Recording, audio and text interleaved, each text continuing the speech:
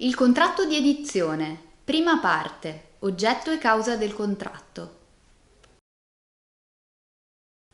Il contratto di edizione per le stampe, denominato più semplicemente anche solo contratto di edizione, è una tipologia contrattuale che può essere impiegata per pubblicare e diffondere tutte le opere che possono circolare su un supporto cartaceo. Tale modello contrattuale viene impiegato prevalentemente per le opere letterarie, ma non solo, e non necessariamente. Ad esempio, può risultare funzionale anche per opere musicali impresse su spartiti oppure per opere figurative, tra cui anche fotografie.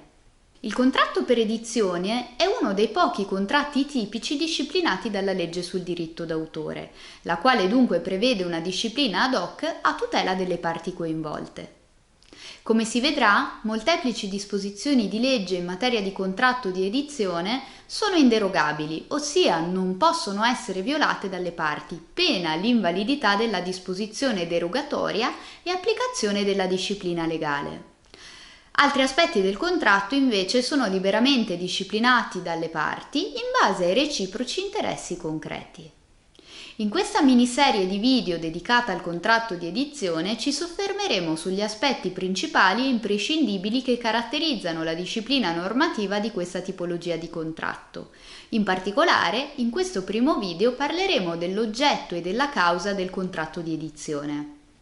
Il contratto di edizione viene definito dalla legge sul diritto d'autore come quel contratto con cui l'autore concede a un editore l'esercizio del diritto di pubblicare per le stampe l'opera dell'ingegno per conto e a spese dell'editore stesso.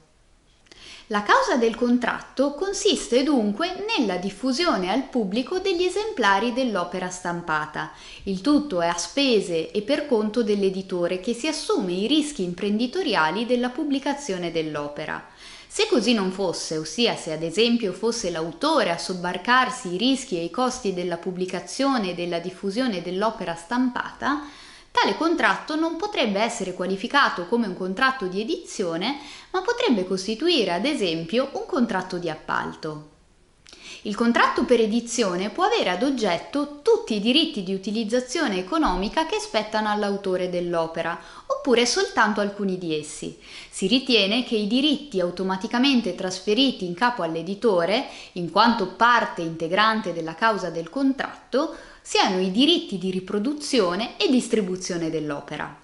Salvo patto contrario, per espressa previsione di legge, si presume che tali diritti siano trasferiti in esclusiva all'editore. Ciò significa che se l'autore intende riservarsi il diritto di far circolare la propria opera anche tramite un altro editore, ad esempio per stampare e pubblicare un'edizione speciale dell'opera, dovrà indicarlo espressamente nel contratto.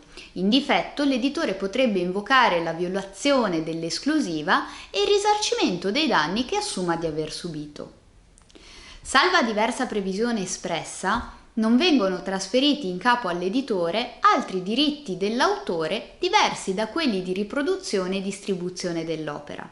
Ad esempio, salva pattuizione espressa, all'editore non vengono ceduti i diritti di adattamento alla cinematografia, alla radiodiffusione dell'opera oppure alla registrazione su apparecchi meccanici al fine di realizzare e commercializzare i cosiddetti audiolibri. Per la stessa ragione, deve essere espressamente pattuito il diritto dell'editore di diffondere l'opera in formato digitale, cosiddetto sfruttamento digitale dell'opera, ad esempio realizzando un romanzo anche in formato ebook. Attraverso il contratto di edizione è dunque possibile limitare la forma di sfruttamento dell'opera da parte dell'editore, sia nel tempo, apponendo un termine inferiore al termine massimo previsto per legge, sia nello spazio, ad esempio mantenendo in capo all'autore i diritti di traduzione e di diffusione dell'opera in altri paesi, sia nell'oggetto, ad esempio limitando la diffusione dell'opera a un determinato tipo di edizione che può essere illustrata, tascabile, eccetera.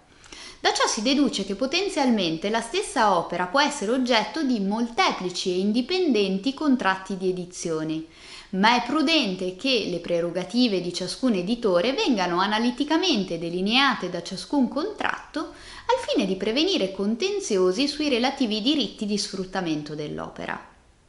Nel prossimo video parleremo dei protagonisti del contratto di edizione, ossia delle parti, e della forma del contratto. Iscrivetevi al nostro canale YouTube, abbiamo un'intera sezione dedicata al diritto d'autore. Per maggiori informazioni visitate il nostro sito e seguiteci sui social media.